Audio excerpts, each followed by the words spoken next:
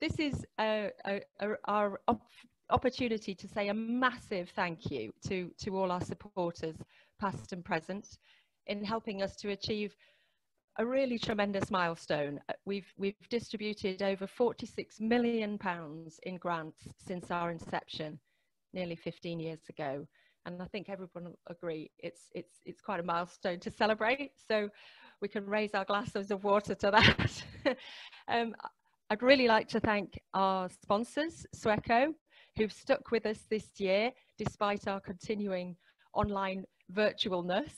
We're really delighted with the partnership we're building with Sweco, and thank you, Heather, for joining us today from Sweco, and also to Max and all the team.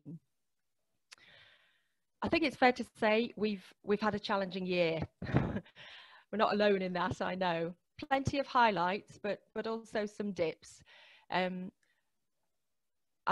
incredibly proud to lead an organisation that's having such great impact across Leeds and Bradford. But looking ahead, we do see quite a lot of challenge.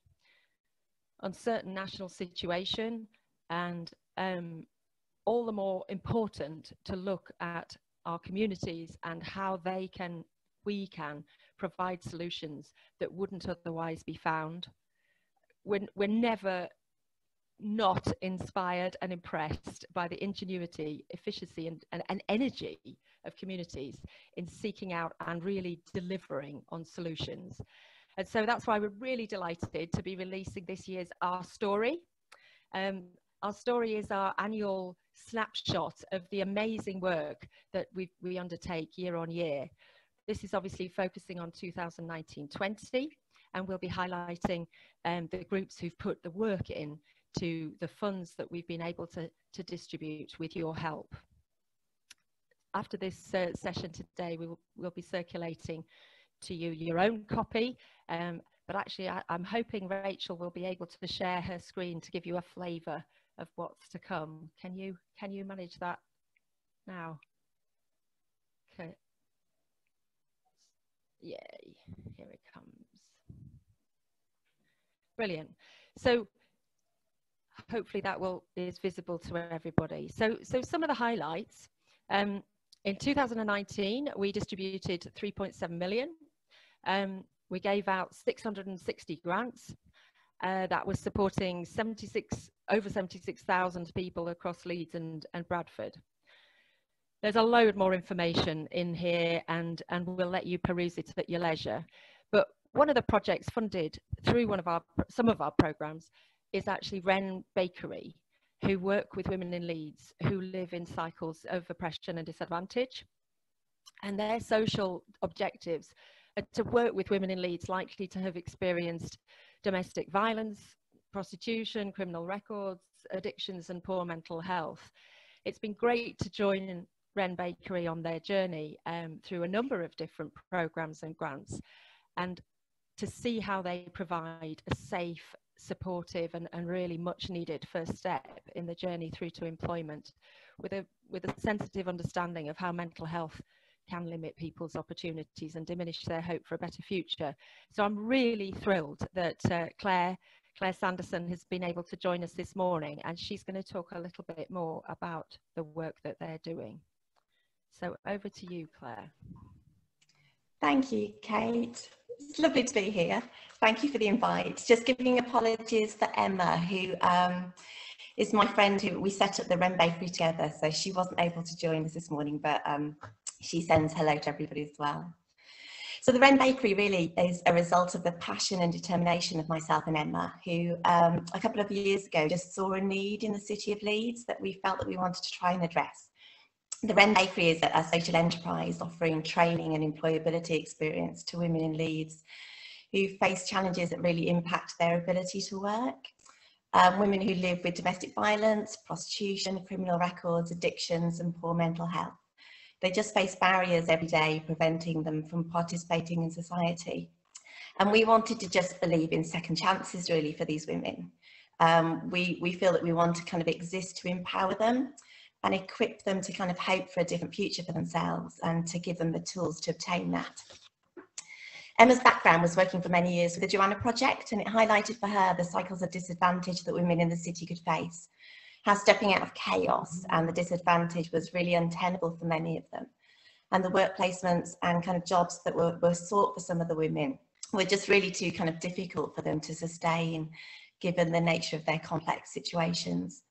So it became clear that women who live in cycles of oppression and disadvantage need more support to move into economic stability and better well-being. I was a social worker for 15 years in Leeds within adult mental health. And I left that about 3 or 4 years ago due to family circumstances and went on to train as a patisserie chef, and then started a small business at home, kind of baking for local cafes. So Emma and I kind of got together and we both kind of felt that we had something that we could put our heads together and look at a model that might kind of work. We knew it's really important for us to put employability as a priority and to deliver mentoring and training along the way. So at the Wren Bakery, our model is working with 5 women in 6-month cycles. We make sure that our training is person-centred and that it moves at the pace of the individual, and allows kind of real trusted relationships just to grow and develop. So for us, kind of working with a small number of women felt really vital because we wanted it to be really successful for them. Our training as well is just 1 day a week, as we felt this was really achievable and a realistic goal, kind of just given the complexity of the women's lives. So for 6 months, we teach practical skills, including baking to patisserie level 2 standard. We do basic and intermediate certified barista training. We do online certificates in food safety and hygiene level 2 with the women as well. And then we use a variety of approaches to look at areas of well-being, such as belief, living skills, employability and confidence. We have afternoon workshops that are delivered in collaboration with a trained psychotherapist and a mental health well-being trainer. And then twice a month, we have a really beautiful vintage Wren Bakery van. So we sought out a Citroen H van, which we brought over from France, and we had renovated by a guy in Wetherby. And it's just a really beautiful van, and it's an opportunity for the women to be on board the van twice a month. We go to Moortown Park on the 1st and 3rd Saturday of each month, and they get the chance on that van to practice their employability training, really, to kind of sell the cakes that they've baked with us on a Friday and to serve the coffee through their barista training, and really just build their confidence, give them a real sense of achievement and fun, but putting the employability skills right alongside all the training that we do. We build a portfolio of transferable skills for the women, and all their certificates and things that they've baked and photos of things they've done are in that portfolio as well. So after 6 months, the women graduate from that period of our training and then go on to kind of our phase 2, really, which is more ongoing support, but on a flexible basis. So they carry on working on the van with us, but we seek out other work placement opportunities for them. And all in all, our aim at the Wren Bakery is to work with each woman for a period of 2 years, just recognising that none of this work can be done kind of quickly. We really need to be with these women and be alongside them for kind of quite a long period. So Leeds Community Foundation was obviously our first port call when we considered starting the Wren Bakery. We pitched our idea and we're really grateful to receive an initial £500 grant. That was really exciting for us because we were able to get our logo and just look at how we were going to kind of start our business and look at our brand and how that was going to look in the city. We were also linked to a brilliant business advisor as well through Leeds Community Foundation, and she was great. She met with Emma and I regularly and just kind of really steered us in those early days of how to start writing our business plan and how to start approaching kind of grant funding with Leeds Community Foundation and other people as well. We went on to receive a Kickstart grant from Leeds Community Foundation and also a Lowell Giving grant. So both of these were really vital for us to be able to launch the Wren Bakery and be really successful in our first year. The Kickstart grant did exactly what it said. It helped us to kind of get all of our kitchen equipment, to really equip our training base, from everything from kind of kitchen mixers to kind of iPads for the women so that we could do our online courses, for them to be able to kind of wear the kind of correct clothing when they came in to work with us. And also, one of the really important things that Emma and I wanted to do is in the middle of our day, we wanted to sit down and have lunch with the women. So again, the Kickstart grant gave us a little bit of money within that too, just to be able to kind of sit down as a group of women in the middle of our training and share lunch together every Friday. Just really good at building kind of relationships. The Lowell Giving Grant was really helpful in helping us just pay for our sessional workers. So pay for myself and Emma in the mentoring that we were doing. And I was the patisserie trainer as well. And then we also had a barista trainer and a psychotherapist coming in as well to do kind of the wellbeing and training workshops there. So it really did help us to kind of launch the Wren Bakery in our first year, and we are so grateful for the support that we've received. It's not been an easy year to start though. And we launched the Wren Bakery in February, and we did 7 weeks of training with women before, unfortunately, we had to close down due to kind of COVID lockdown. And I don't know if you remember back in February, that just kind of happened really quickly. We were literally kind of baking in the kitchen one Friday, and then the following Friday we were shut. So what we wanted to do, obviously, was to keep that relationship with the women going, and it felt really important in that time of isolation, particularly when a lot of their other services were really struggling to give them that level of support as well. So we managed to buy Kindle Fires for each of the women, and we managed to get those that weren't on Wi-Fi kind of dongles so that they could join us. And we did kind of Zooms twice a week. So we would meet on a Monday, and we would have kind of a catch up on Zoom and do a little bit of a kind of a wellbeing talk. And then on a Friday, we actually carried on with our virtual baking. So the barista training at this stage had to go on hold, but we delivered ingredients onto doorsteps on a Thursday night, so that on a Friday morning, we could do kind of some baking together. And actually that worked tremendously well. It was, you know, it was a really tough time for everybody, wasn't it? But actually just staying connected was really important, and we did okay with that. We were able to start actual face-to-face training again in September, so we were thrilled to get going with our barista training. We're based in Meanwood at a community centre there, and we take our van down there to actually do the barista training on the van. So that all started in September, and then we were also able to then start going out to the park, actually get that employability training underway, and see how we all kind of how we all did that. We've been really well received at the park. I don't know if any of you have been able to kind of come down and see us there, but yeah, Moortown Park have received us really, really well, and Leeds City Council have given us a permit there until the end of the next financial year, and we can kind of look again at that kind of next April. But it's been a really steep learning curve, but it's been really exciting and absolutely thrilling to see the women actually on the van. And just people just being so kind of warm and appreciative and interested in our story. So yes, so we're there the first and third Saturday of every month. So if you want to come down and see us, please do that. It's been really good fun, and gone so much better, I think, than we anticipated. So that's been really good. But let me tell you about one of the ladies that we work with. She was really happy for me to kind of share a little bit of her story. You can just get a little bit of a personal kind of viewpoint from her. So her name's Jackie. And we met Jackie at Five Ways Leeds, actually back in kind of December 2019 when we first met her. Five Ways is a centre in Leeds that supports people in recovery from alcohol or drug misuse. So Jackie had become kind of very agoraphobic over many years and started drinking as a way of kind of managing her anxiety and her mental health. She only really kind of left the house to kind of purchase drink really and to get through her day. And it was over a period of time at working with Five Ways that she was able to kind of detox and come out of that situation and be really well supported by that project. But her mental health and anxiety was still kind of really debilitating for Jackie.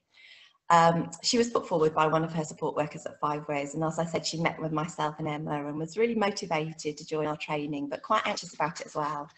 At that stage, she wasn't kind of happy getting on buses, and yeah, it was quite a big deal for her leaving the house. So we gave her some support kind of getting to us. We kind of did some kind of bus journeys with her, and yeah, just the difference in Jackie has been amazing, really. She was a cook before, so she would kind of cook for the family, but she kind of never baked. And for her, kind of baking with us in the kitchen has just really impacted her well-being. There's kind of lots of tears of joy as cakes have come out the oven. She's been really kind of thrilled by that. Her family too have seen a massive difference in her. you know, saying that it's the best thing that's happened for her and it's really kind of improved her relationships with them. And I think Jackie's kind of said to us, it's kind of given her something to talk about. Before, she didn't feel like she had anything positive or hopeful in her life. She didn't have anything to kind of share with her family or kind of small friend group. But now she feels like she's got something to say kind of each week, and she's got this portfolio that's being built up, and they come and they see her on the fan. So for her, she just feels it's really improved her focus and her goal in life, and just given her confidence. And I'll just say something that Jackie gave me in her own words to say about the training. She said, I feel more energized. I feel like I have focus. When I put pictures of things I've baked up on Facebook, my family don't believe I've made them. It's been life-changing. Sorry, I feel quite emotional when I was saying this. I felt like I was just existing before, but now I feel like I'm living. And I think for Emma and I, that's what it's all about, really. It's about giving women hope that their future can look different. So when, you know, when they've been in their darkest times and they've felt just really kind of backed into a corner and stuck, it's been brilliant just to get alongside these women this year and just to demonstrate really practically what hope can look like and how their future can look really different. So thank you to Leeds Community Foundation, who've made that so possible for us, really have. They were the first grants that came in for us and the first ones that we were able to use really practically to get our training kind of sorted. So without everybody's support here, we wouldn't be able to do the work that we're doing today. So we are really grateful for that. Thank you very much. Claire, thank you so much. Yeah. If anybody has any questions, do feel free to ask them. Really happy to chat about it. Absolutely. And actually, if people could sort of line up their questions, there's going to be an opportunity to ask quite a number of questions a bit later on. So thank you so much, Claire. I think it's really great to hear that evolution and that journey. Jackie's story, I mean, my goodness, doesn't that speak volumes? But also just that sense you gave us about how hard it is to step out of the chaos, and actually by giving realistic goals and real skills and achievements, it is really impressive what you've managed to do with that fully wraparound support and special beautiful moments. I think that's a really clever and thoughtful way of providing step change. Thank you so much for sharing that. I'm going to talk a little bit now actually about the pandemic and our emergency response. Yeah, like all of us, I guess, we've had to adapt, and as Claire explained, they did. We've had to adapt a substantial part of our operation in the face of lockdown, but I'm hugely proud that we haven't furloughed any of our staff. We've kept paying our rent, and wherever possible, we've really tried to support community groups so that they didn't furlough either. Just trying to keep that vital contact with beneficiaries. I think, you know, what the way Claire described the lengths that they went to be able to deliver the produce on the doorstep on the Thursday night and then be so that they could bake together on the Friday is just one example of the genius adaptations that people make. Resilience and business as usual work during the crisis has actually meant that since March this year we've distributed 4.3 million, which is actually more than our entire year's grant making last year. No wonder the team are pretty tired. One response has really focused. We've done a number of responses, as people would expect, but one of those responses centered around food and the importance of food and digital access for our most disadvantaged communities. Sad to say, holiday hunger is nothing new. Particularly families that depend on free school meals. And we've been running our Healthy Holiday programme for the past 3 years, which has been an absolute privilege to do. And just again, to give you a flavour, we'd like to run a short video now of of one of our programs that's one of our projects in Bradford, actually. It's Autmn Community Farm, which I hope will set the scene. Thanks, Rachel.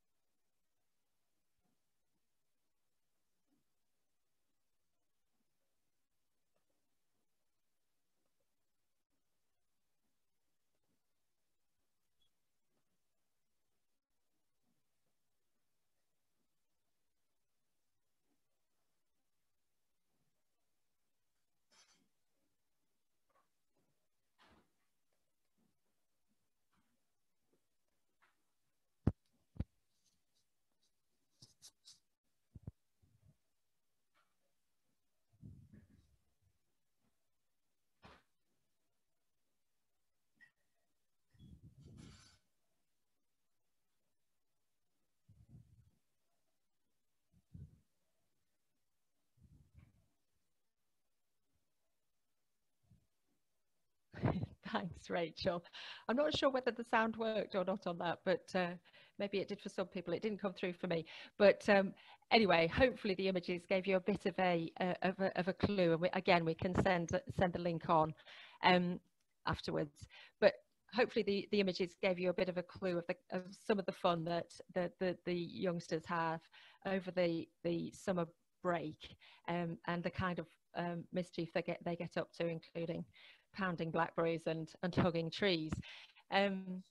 Basically, over the last 3 years, we've worked really hard and built some strong relationships and partnerships in Leeds and Bradford.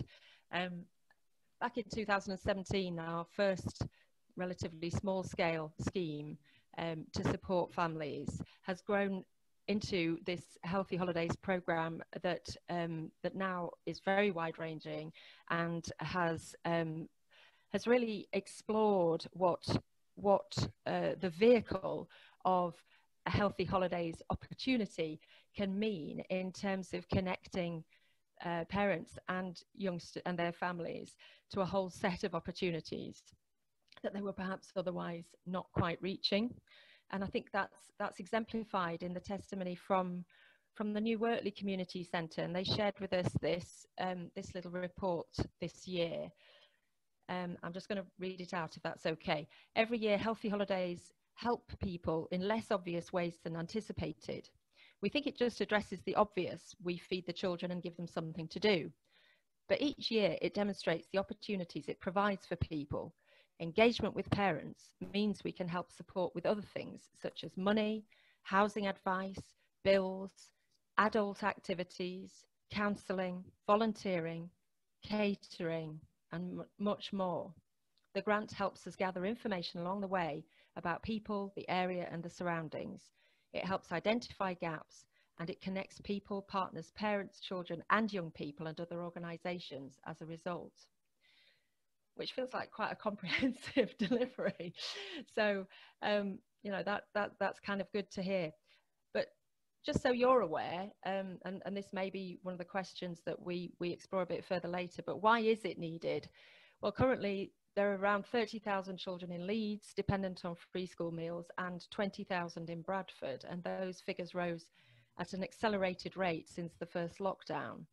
Just as a kind of indicator, in March 2020, Telegraph and Argos reported from public sources that over 35,000 people in Leeds and 34,000 people in Bradford were needing to claim universal credit, and by July the figures had doubled. So I think that gives some indication of the experience this year of the groups that are helping us deliver Healthy Holidays. And so in terms of the programme, in 2019, you'll read about it in the in our story later, but we distributed over £220,000 in Bradford to 42 community organisations, and £560,000 in Leeds to 50 community organisations, 10 council community hubs and 42 schools. And this year it's grown again, and we've worked with partners in Bradford to distribute over 290,000 in the first part of the year to 57 organisations, and then a further over £500,000 over the summer to 96 organisations. And in Leeds, since April, there's been 83 awards totaling £842,000 since April, supporting 20,000 children. And the work continues. Thanks to generous donations from Direct Line Group, Leeds United and others, we've launched a new campaign to build a fund for next year's work in Leeds, and we'll be working on something similar for Bradford. We always welcome more support. So you know, if that's something that touches your thoughts or that of friends you know, then please spread the word. And certainly it's wonderful what Marcus Rashford has instigated and pressed into action, and we're really hopeful there'll be mainstream support for this work in coming years. I've stressed the numbers because they're important, and give you perhaps an insight into the breadth of requirement across our geography. I think we've also got a little film from a Leeds group, Rachel, who support community cohesion through social events and creative activities. And there's a little testimony I'd just like to read before we watch the film from a parent.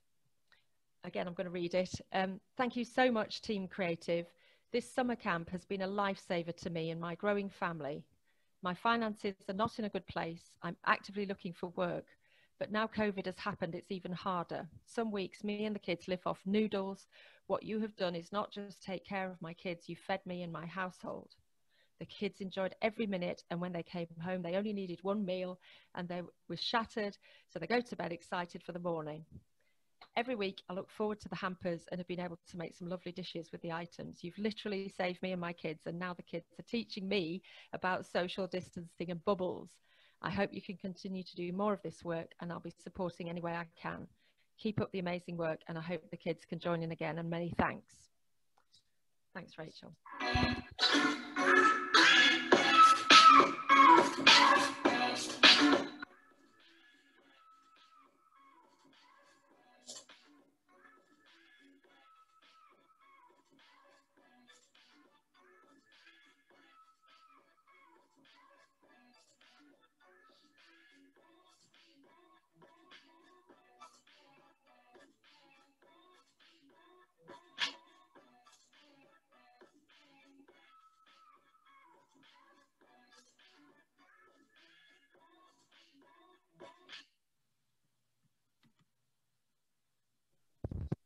Nice.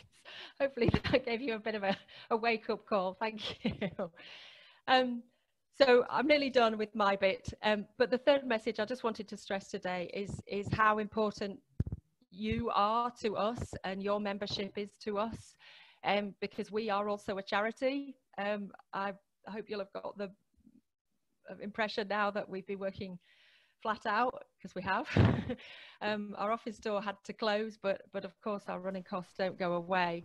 And so to continue doing what we do to support these groups, we need support too. So thank you, just thank you for believing in our model and the process by which we can provide this collective support to so many different groups and individuals. I think you'll already have received information about our brand update. I'm trying to, I'm not good with mirrors, demonstrate the new brand look at the top of my screen. But again, we've flagged this, I know, with many of you, and you'll have received information about a consultation with the keys with stakeholders and existing members over the past 2 years. And one of the findings was a bit of confusion and the need to provide clarity about the relationship between Leeds Community Foundation, Give Bradford, and the 100 Club. They were sort of operating as separate entities. And also that research concluded that the name didn't really reflect the organic growth of our membership over the past 11 years, which also really created an appetite for change. We've currently got well over 150 members across Leeds and Bradford, and as this continues to increase, we hope, cross fingers, it felt like the right moment to explore a new brand and name.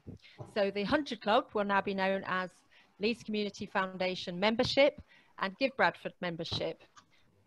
Other than that, nothing will change. Your annual membership will still directly support our core costs, which enables us to fund the thousands of community organisations and people that they serve each year. And post-COVID, we're checking on how to update, if there is a post-COVID, I'm not quite sure that's a phrase any of us can use, but we're in the process now of really checking in with members. And so if you haven't already had a call, you may be getting one shortly. But as ever, if there's someone you know that you think would enjoy being part of this membership and would be interested in a conversation with the team, please let us know. We're always trying to explore ways of engaging people with our work. So you've listened to me for a long time. Thank you very much. So now we're going, because we've really been missing the networking side of our events, and we know as a big group that's really difficult to do. So we've invested in some kit that allows us to break out into separate rooms and just have a few smaller groups with the chance to chat and think about some of the questions that we may have about what you've just heard. Well, welcome back. I'm just going to, because we promised we'd try and close at 11, I'm actually just going to ask the chairs of the breakout groups, would you mind just sharing back what, where you got to in your group? So I might need to scan a little bit. So I believe we've got John McGee. Yeah. Yeah, I was. How was your group? Yeah, very good. People were volunteering their bodies, which was great, after a bit of a jab. Some really good stuff came out. We talked a bit about the Resilience Fund, which was excellent. Some interesting stuff around getting the message out there and social media and so on. And I think that's a really interesting point, one that we need to look at again, particularly around things like Francesca talked about healthy holidays. How do we get the message out that that people can donate money through things like, instead of doing a Secret Santa this year, send the money to wherever it is, and giving people ideas as to how they might be able to help. Not only cash, but also in terms of goods. So again, she talked about the school uniform recycling, which is going on, and that kind of thing is really, really good. I hadn't heard of that, and I think we need to make a little bit more use of that kind of distribution of knowledge to make life easy for people to give in more ways than just cash. So some really good stuff. Fantastic, John. Thank you, and thanks to your group for their speaking up. Craig, I think you were a chair as well. Hello. Yes, we got right around the group and we managed to find out what people have been up to. Some really interesting diversity of where people are coming from and what they can do future forward, especially around the Bradford agenda. But it was great for how we can still connect by writing to people, by that old thing, that snail mail thing, where you and Ed was telling us about the genuine, just sending and we know this through a recruitment perspective, is apparently a genuine card and a signed letter saying thank you is worth more than the pay rise. So that's one to save you some money if you want to think about that. But that genuine kindness. And tomorrow is International Kindness Day. So everybody might want to think about that to just reconnect with some of the groups. But that's where we are. Really diverse, interesting, kind, very kind group of people that I've just spent 25 minutes with. Thank you. Thank you, Craig. Brilliant. That's hopefully this is going to be everyone's heartwarming tonic for the rest of their day. I do hope. Sarah, you were chair of a group, I believe. Yeah, absolutely. So similar to Craig, we spoke a bit about Bradford and about our work there, and how we can get the word out. So that was really exciting.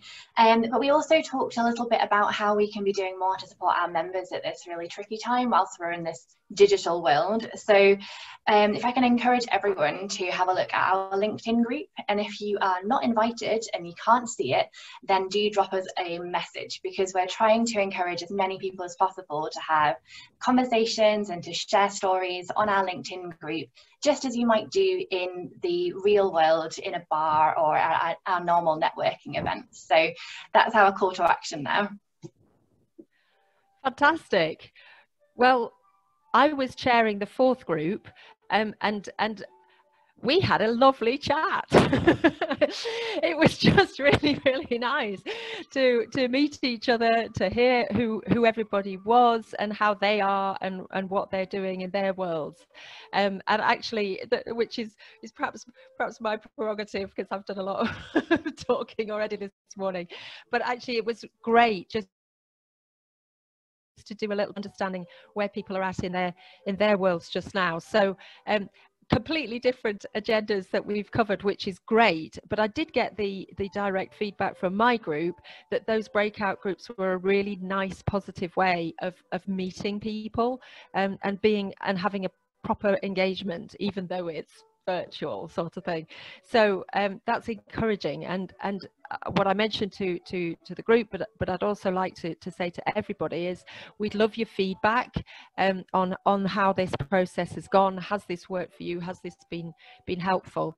And actually you know, help us to shape it so that it does work for you well.